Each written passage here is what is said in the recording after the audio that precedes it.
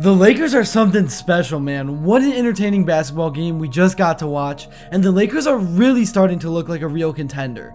Even in a game like this, where majority of the game the Knicks had things in control and there was no offense, really it was just a defensive game, in the last 5 minutes, Luka Doncic turned into Luka magic. LeBron continued his historic season, but really, Luka is just so special and he continues to show it night in and night out. He's a spectacular one-of-a-kind player. He made insane shots in overtime.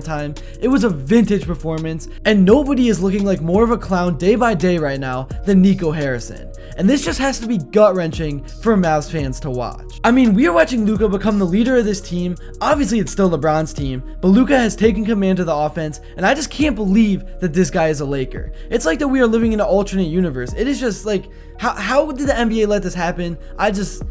What was Nico Harrison thinking? It's insane. And I'm loving what I'm seeing from Jaxson Hayes with Luka as well. The lob game has completely opened up, and Hayes has become a reinvented player. But that's just the type of thing that Luka does. He makes his teammates better and opens up so many opportunities. And this is still just the first few weeks of the Luka Lakers era. It's crazy. In this video, I'm going to break down how the Lakers were able to pull off this electric overtime win against the New York Knicks. I'm going to talk about why the Lakers are a team that nobody in the West should want to see in the postseason, and just everything going on with this team. But before I begin, this video is sponsored by WonderFan. WonderFan is an app that lets you win rewards and prizes just from being a sports fan. Yeah, you heard that right. Whether you're attending games, watching from home, following the latest news, or competing in weekly contests, you can collect points and redeem rewards like jerseys, gift cards, and even crazier. Every week, WonderFan is giving away $1,000. And no, there's no catch. I'm literally not joking. So go check out and download WonderFan today. I love using this app, and I know that you will too. Alright, so this really was an electric and statement win by the Lakers to move the winning streak to 8. Hopefully Jalen Brunson is okay. That injury did not look good at all. He rolled that ankle pretty bad. Maybe if he didn't foul bait, he wouldn't have landed like that, but I guess it is what it is, and all you can do is wish him a speedy recovery. But the Lakers overall played good defense. Brunson definitely got his, but outside of that, the Lakers had everything on lock. And I've really been stressing this, but since the AD trade, the Lakers defense has been better. The effort has been better, the intensity has been better, really everything has been better, and every Lakers fan owes Nico Harrison a big gift this Christmas. And then even at age 40, LeBron was still getting MVP chance. He is putting up unfathomable numbers. I know he's not going to win MVP, but I think he's been playing good enough to get a few votes, which is insane. And what's been the most impressive to me is his effort on the defensive end. He was keeping up with Brunson, he was rebounding, really just doing it all.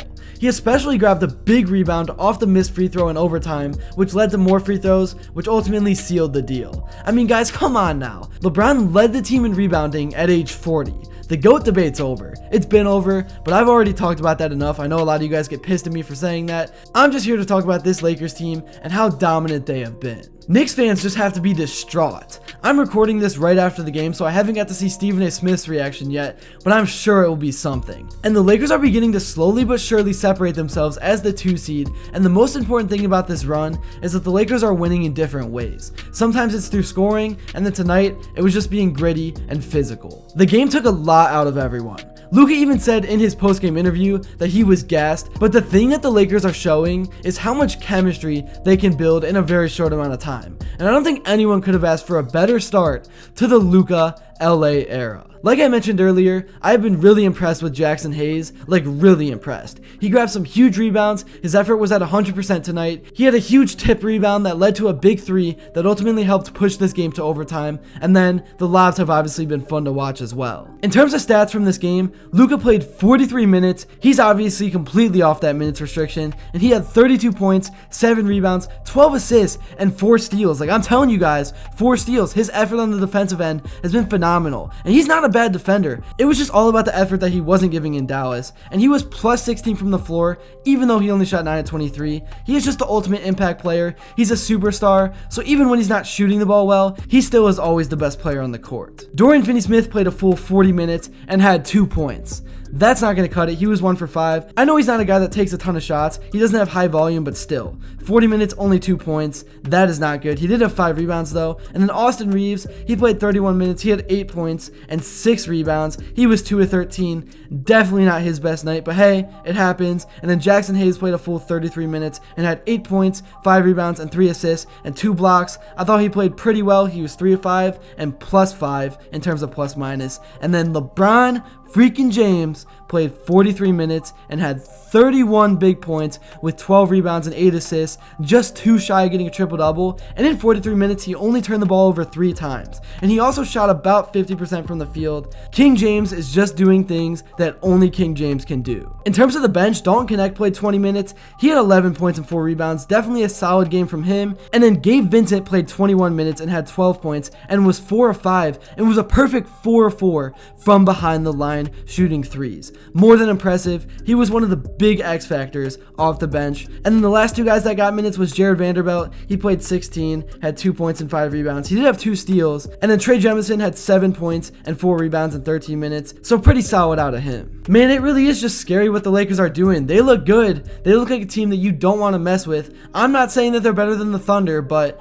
any other team in the West, I think they have the advantage on. They're going to have the 2 best players on the court at any time, no matter who they're playing. It is just nuts how fast the Lakers turn things around this season, and it's all because of one man named Nico Harrison. I'm going to quit yapping. Let me know in the comments below what you thought about this game, and here's what some of the guys themselves had to say in their post-game interviews.